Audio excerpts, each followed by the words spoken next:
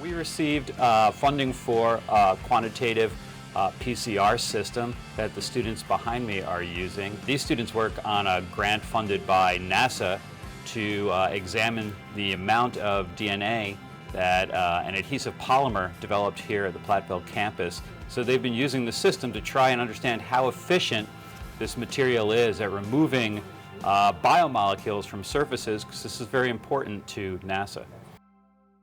My name is Alexa Duclos. I am currently a senior at University of Wisconsin-Platteville. I'm a double major in forensic investigation and chemistry. Hi, my name is Gene Cruz. I'm a chemistry major with a biochemistry emphasis, and I'm a senior at the University of Wisconsin-Platteville. So the Foundation grant was able to buy us a quantitative polymerase chain reaction instrument, which we can use to quantify DNA in our laboratory and our research experience here. The research primarily revolves around a first contact polymer. So essentially what we're doing is we're trying to dry DNA and then pick up that DNA with the first contact polymer and see how much it can actually pick up, then see how much residue is left. So that's where the qPCR machine comes in, because after we've gotten these samples ready, they go into the qPCR machine to actually quantify the data and actually show us how much has been picked up, and then where we stand and how much more we need to go.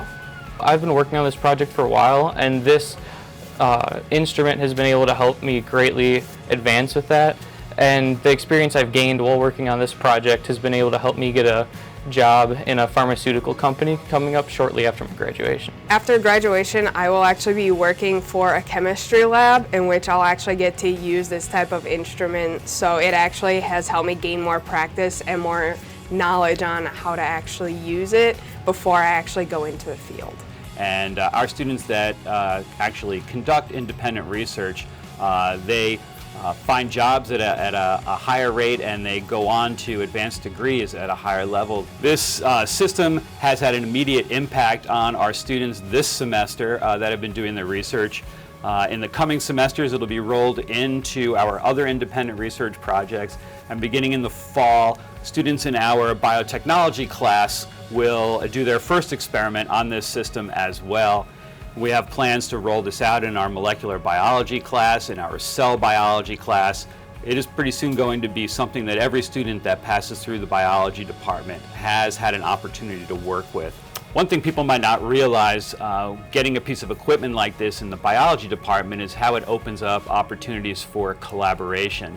And the work that's being done with the students this semester is a collaboration between the biology department and the chemistry department. It helps me as a faculty establish quality relationships with professors in the other departments, and also to attract students from other departments to do work with the biology department.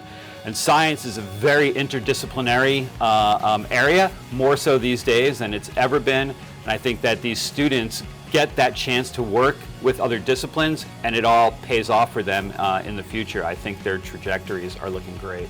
So I would like to thank everyone who is able to help provide us with this new equipment. It's been very beneficial to me throughout my time here, and most recently especially with applying for jobs and going through all that. The generosity of others is what really helps us keep going in research, and I couldn't be more grateful for that.